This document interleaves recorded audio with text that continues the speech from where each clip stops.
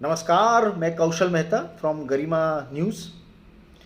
और आज जिस टॉपिक पे हम बात करने वाले हैं वो है राम मंदिर प्राण प्रतिष्ठा। अयोध्या में जो आने वाला उत्सव 22 जनवरी को, आपको भी मालूम होएगा सबको कि प्रधानमंत्री नरेंद्र मोदी राम मंदिर की प्राण प्रतिष्ठा के आयोजन में शिरकत होने वाले हैं। और इसको एक धार्मिक आस्था के नाम और सिविलाइजेशन कल्चरल प्रोग्राम के नाम से उसको प्रमोट कर रही है। बहुत सी ऐसी रिपोर्ट्स है या लेटर्स है डीएम और कलेक्टर के तरफ से, फरमान भी हुए हैं कि भाई आपको हर एक मंदिर में पूजा पाठ करनी है। और बहुत से कार्यक्रम जो हमको लग रहे हैं कि ये सरकारी कार्यक्रम इसे कहा जा सकता है। दूसरी तरफ राम जी की प्राण प्रतिष्ठा का इनविटेशंस कांग्रेस को भी दिया गया, सोनिया गांधी जी और खड़गे जी को दिया गया। लेकिन खड़गे जी ने एक फैसला लिया कि हम नेहरूयन विचारधारणा पे चलने वाले लोग हैं और सेक्युलर फैब्रिक्स को हमारी विचारधारणा में हम लोग आगे लेके जाने वाले हैं। तो पहले ये डिस्कस करेंगे ये नेहरून विचारधारा क्या थी, नेहरू की विचारधारा क्या थी जिसकी बात आज कांग्रेस कर रहे हैं। जब मैं ग्राउंड पे जाता हूँ, लोगों को पूछता हूँ कि नेहरू की विचारधारा क्या होती है, 10 में से 9 लोगों को ये चीज़ मालूम नहीं है कि नेहरू की विचारधारा क्या है, नेहरू क्या सोचते थे धर्म के बारे में। और कांग्रेस आज की तारीख में आप देखोगे कि हम विचारधारा की लड़ाई लड़ रहे, आरएसएस और बीजेपी के साथ विचारधारा की हमारी लड़ाई, लेकिन वो विचारधारा क्या है उसको एलोबरेट कांग्रेस ने नहीं किया है। मेरा कई कांग्रेस के सपोर्टर से भी बात हुआ है, उनके कार्यकर्ताओं से भी बात हुआ है, वो भी इस मैटर में बहुत से कन्फ्यूज़न के स्टेज पे लग रहे हैं। तो मुझे लगता है ये एक वीडियो से मैं थोड़ा आपको एक हम लोग डिस्कस करेंगे कि भाई नेहरू विचारधारा क्या थी और आज की कांग्रेस किस विचारधारा पे चल रही है और बीजेपी का क्या विचारधारा है और बीजेपी किस तरह काम कर रही है आने वाले चुनावों के लिए। तो नेहरू विचारधारा क्या थी। नेहरू जब आज़ादी के बाद, नेहरू ने जब जेल में रहते ही डिस्कवरी ऑफ इंडिया बुक्स पढ़ने लायक है, सबको पढ़नी चाहिए, बहुत अच्छी बुक एक लिखी जिसमें आने वाले भारत के लिए उन्होंने एक परिकल्पना की थी। और ये परिकल्पना में एक ये भी छोटा सा भाग था कि भारत एक सेक्युलर कंट्री बनेगा। सेक्युलर कंट्री का मतलब ये होएगा कि लोग पर्सनल आस्था के बेसिस पे कोई भी धर्म से जुड़ सकते हैं। आपकी आत्मा और परमात्मा के बीच में रिलेशंस करने का जरिया आप हिंदू होके करें, मुस्लिम होके करें, क्रिश्चियन होके करें, जूइस होके करें, पारसी होके करें और नास्तिक होके करें। आप कोई भी वे करके आप आपकी आस्था जता सकते हो, वो आपको पूरा फ्रीडम है। लेकिन कॉन्स्टिट्यूशनली और सरकारी स्कीम्स और पद्धतियों में और सरकारों में धर्म नहीं होगा। सरकारें चलेगी संविधान से और संविधान का कोई धर्म नहीं होगा। तो नेहरू विचार सरणी में एक सिंपल ये चीज़ है कि भाई संविधान से देश चलेगा। अभी कांग्रेस जो इस विचारधारा की बात कर रही है, मैं ज़मीन पे देख रहा हूँ कि कांग्रेस के ही नेता लोग, कांग्रेस के ही बहुत सारे कार्यकर्ता ये चीज़ को समझ नहीं पा रहे हैं। उनमें ही विचारधारा की क्लैरिटी नहीं है। कांग्रेस में राम मंदिर प्रतिष्ठा पे इनविटेशंस पे कई गड़े डिवाइड फ्रैक्शंस में हो गए, कन्वर्ट हो गए, डिवाइड हो गए। उसमें से एक लोग आचार्य प्रमोद किशन है या गुजरात के फॉर्मल पीसीसी अध्यक्ष है अर्जुन मोढवाडिया जी, वो बोल रहे हैं कि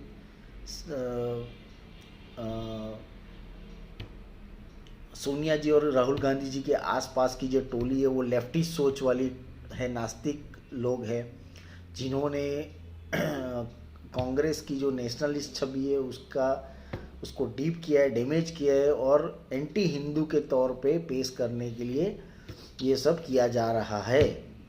एक और ऐसा तबका है जयराम रमेश जैसा या प्रवीण चक्रवर्ती जैसा जो मान रहे हैं कि भाई हम नेहरूयन सोच पे चलने वाले लोग हैं और हम प्राण प्रतिष्ठा में इसके लिए सम्मानजनक इस इन्विटेशंस को नहीं ले सकते क्योंकि वो धार्मिक कार्यक्रम नहीं है, वो एक पॉलिटिकल कार्यक्रम हो रहा है।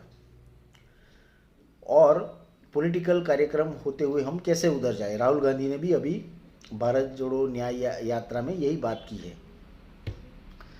तो ये एक दूसरा पॉइंट। तीसरा एक पॉइंट से जो लोगों का पॉइंट से जो सबसे बड़ा इम्पोर्टेंट पॉइंट से, और जिस बात पे मैं आज थोड़ा स्ट्रेस देना चाहता हूँ, जिस बात को थोड़ा इलेबोरेटली हम लोग बात करेंगे। जब मैं लोगों से बात कर रहा हूँ, चाहे वो कांग्रेस के सपोर्टर्स हो या बीजेपी के सपोर्टर्स हो, आम आदमी पार्टी के सपोर्टर्स हो या कोई भी पार्टी के सपोर्टर्स हो, आज मैं ये देख रहा हूँ कि वो लोग एक पार्टी सपोर्टर्स से थोड़ा आगे बढ़ गए हैं।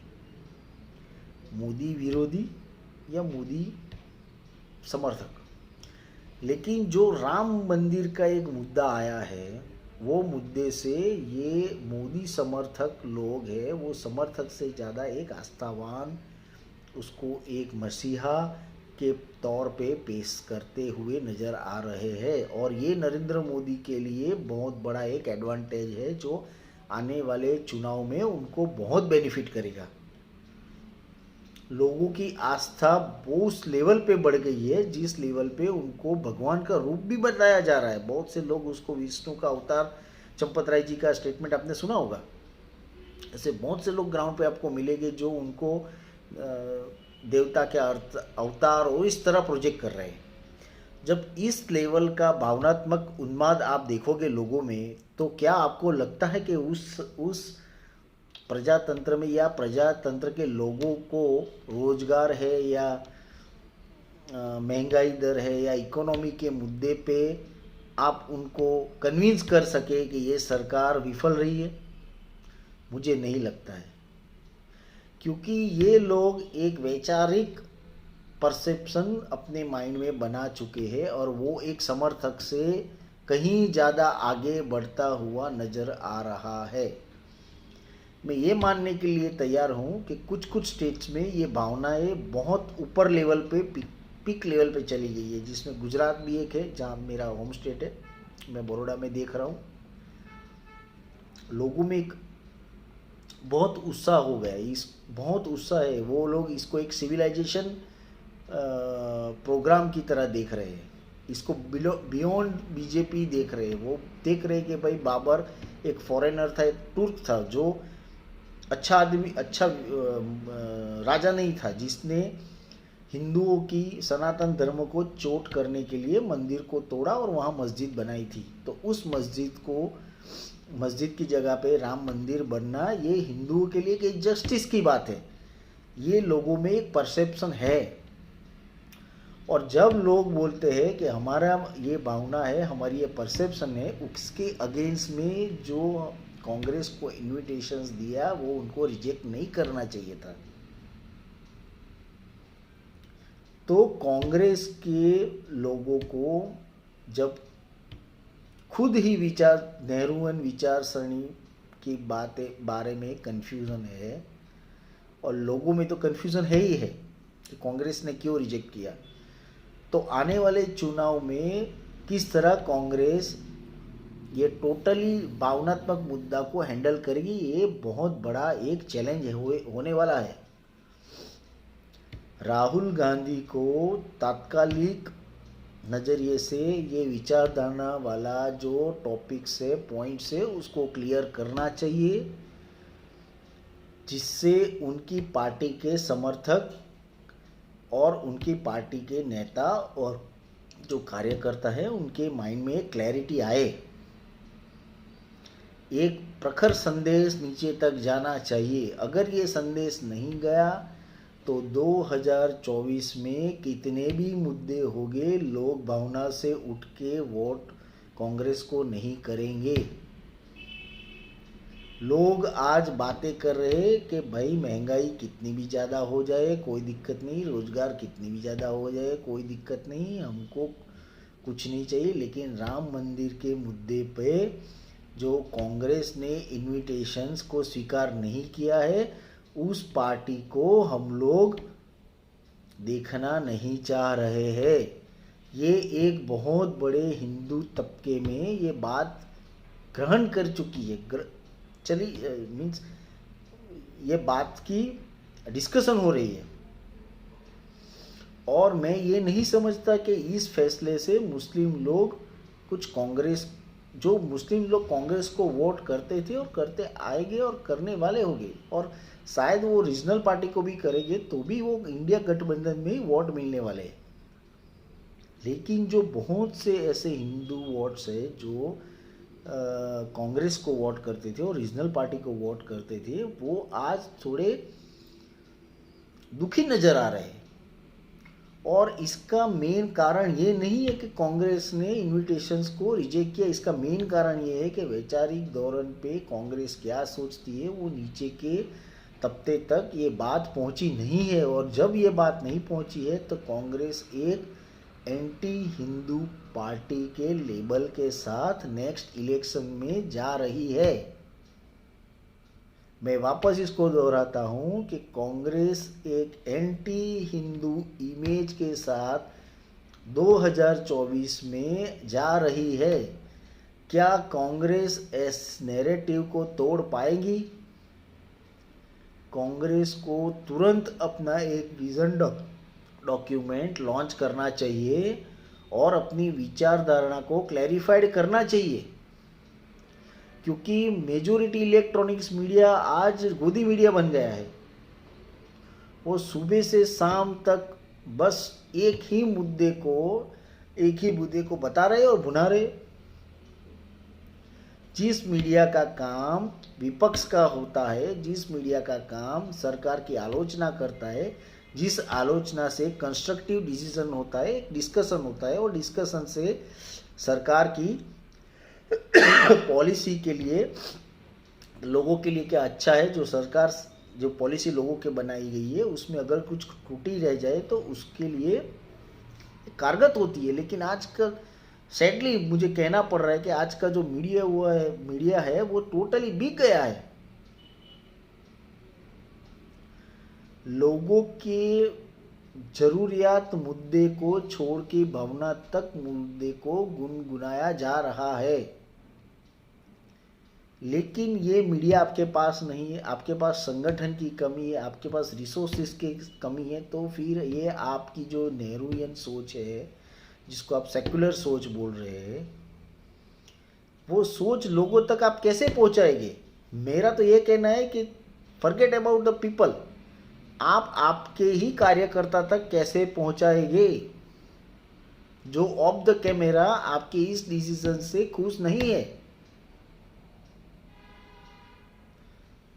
तो कांग्रेस को बहुत फ्रंट पे तकलीफ होने वाली है आने वाले चुनाव में, और मुझे लगता है कि कांग्रेस को इस मैटर को अगर ज़्यादा दिन लिंगरिंग करते रहे और ज़्यादा देर खींचते रहे तो ये एंटी हिंदू की जो इमेज है वो उसको बहुत बड़ा नुकसान करेगी। तो ये एक पॉइंट्स है। अभी हम लोग बीजेपी की तरफ से एक पॉइंट्स का डिस्कशन करेंगे कि बीजेपी को इसमें क्या लाभ है। सिर्फ बीजेपी के बारे में आप बोल सकते हैं कि भाई ये हिंदुत्व की पार्टी है, 80-20 की पार्टी है, गुजरात एक या एमपी और काउ बेल्ट जिसको बोलते हैं हम लोग, राजस्थान यूपी है या बिहार है, जो हिंदी पट्टी भाषी के लोग हैं, उसमें थोड़ी धर्म की बातें ज़्यादा होती है, लोग ज़्यादा वोट करते हैं। लेकिन आज आप देखोगे कि नरेंद्र मोदी के लास्ट 6 महीने में बहुत से ऐसे कार्यक्रम है जिसमें उन्होंने साउथ इंडिया को भी कैटर करने का साइन दिए हैं।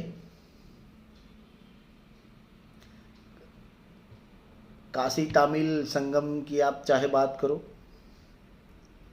चाहे आप सिंगुल के उद्घाटन में सिंगुल का या साउथ के जो पंडित हैं उन लोगों का बुलाना, उनके केरला का दौरे पे जो स्कीम्स लेके वो गए, बहुत सी ऐसी घटनाएं हुई है जिसमें बीजेपी साउथ में भी अपने पैर पसाने के चक्कर में है, क्योंकि वो जानते हैं कि अगर हिंदी पट्टी पे जहां उनकी स्ट्राइक रेट 1992% है और एंटी इनकम्बेंसी के तौर पे अगर कुछ सीटें को नुकसान उनका होएगा तो वो साउथ से उसको मैच कर पाएंगे। और ऐसा माना भी जाता है कि भाई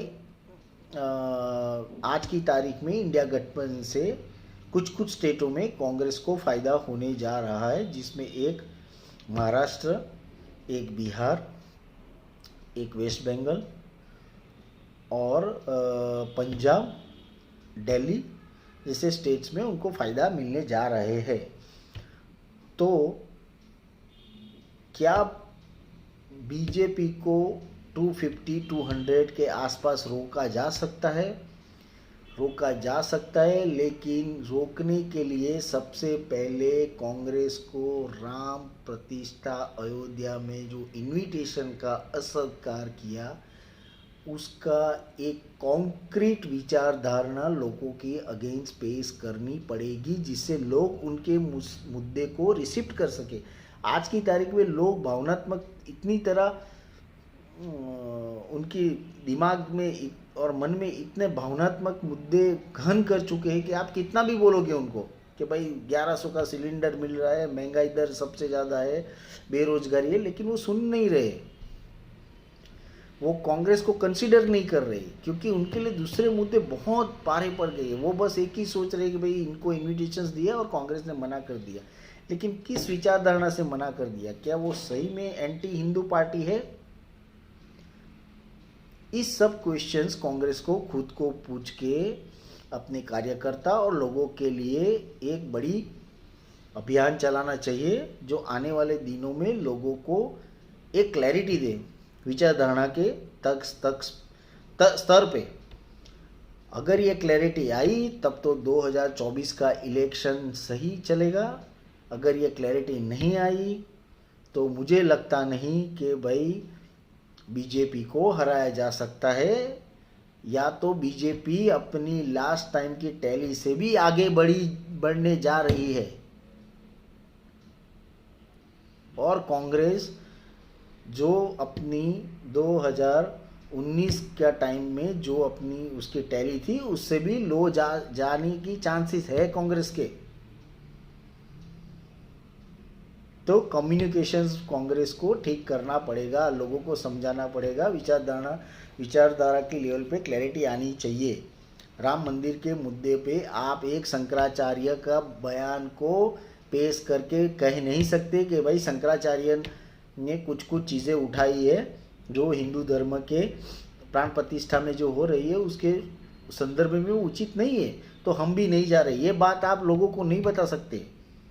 आपको एक कॉन्क्रीट बात बतानी पड़ेगी लोगों को कि भाई नेहरू की जो विचारधारा थी वो सेक्युलर विचारधारा थी। उनका कहना था कि सरकार में धर्म का उपयोग नहीं होना चाहिए, धार्मिक होने से किसी को रोका नहीं गया है। किसी भी कार्यकर्ता को या कांग्रेस के कार्यकर्ता को राम मंदिर जाने से रोका गया नहीं है। बीजेपी के पॉलिटिकल कार्यक्रम में रोका गया। ये कड़ा संदेश कांग्रेस को देना पड़ेगा और उनके कार्यकर्ताओं को पहले देना पड़ेगा, उसके बाद लोगों को दे।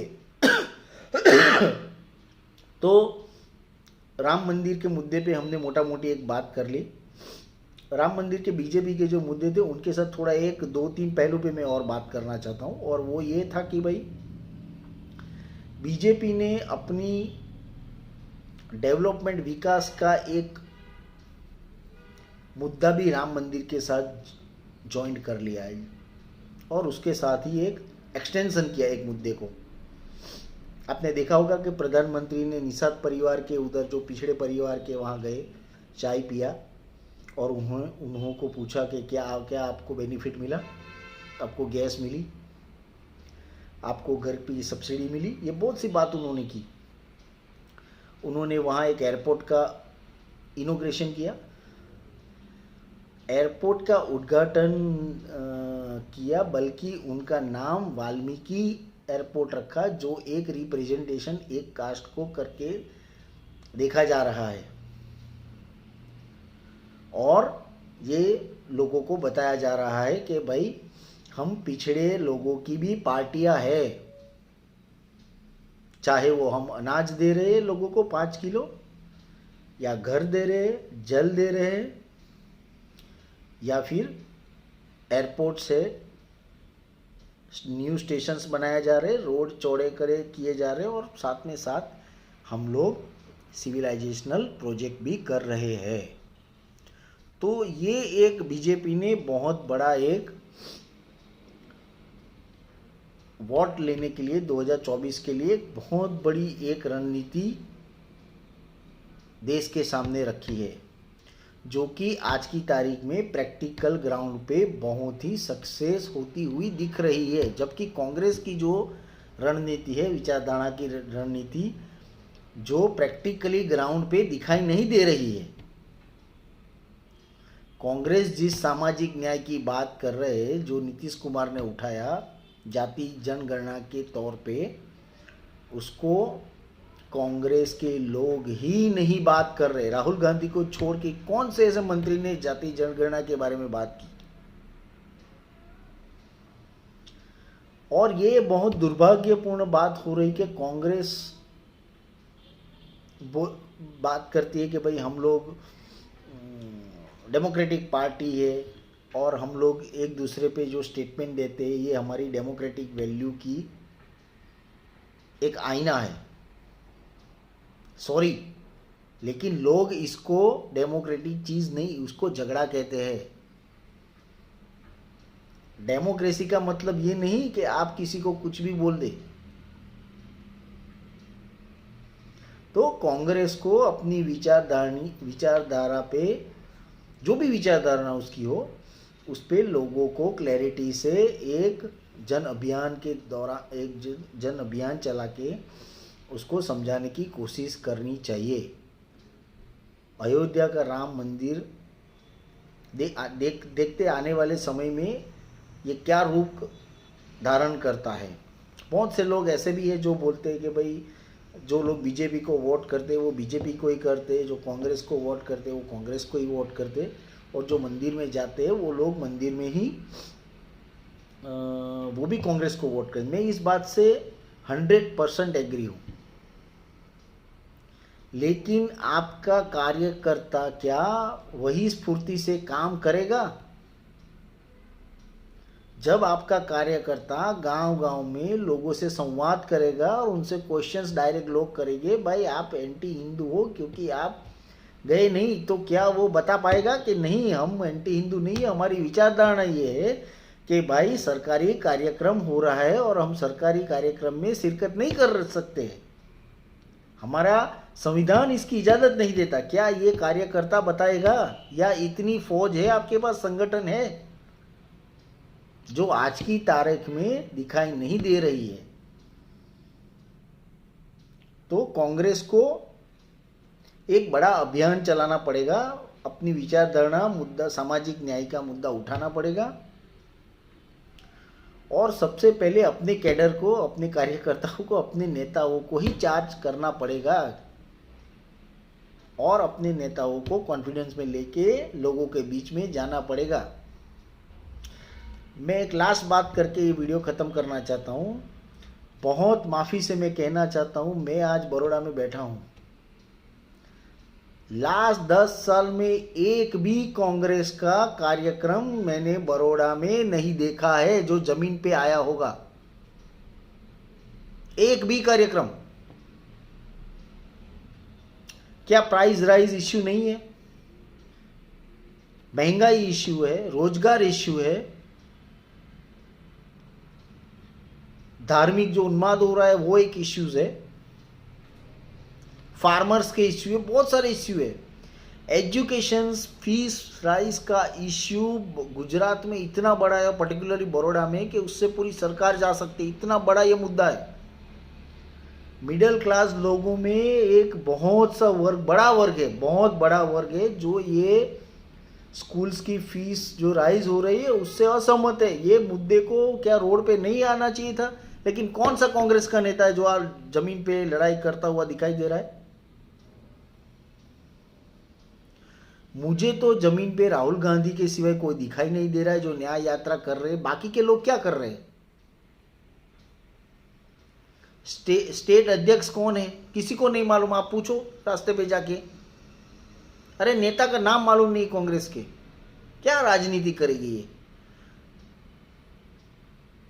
तो कांग्रेस को अपनी सोच बदलनी पड़ेगी, जमीन में उतरना पड़ेगा, लोगों को विचारधारा से अंगत करवाना पड़ेगा, तभी ये राम जन्मभूमि का मुद्दा जो होएगा वो भावनात्मक मुद्दा से पॉलिटिकल मुद्दा वो कम होके धार्मिक मुद्दा होएगा, और उससे लोगों समझेंगे कि भाई कांग्रेस ने क्यों इन्विटेशंस के सम्मानजनक अस्वीकार किया है।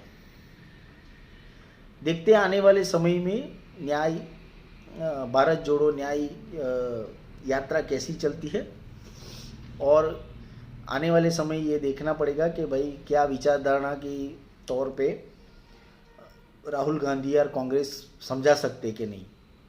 जय हिंद।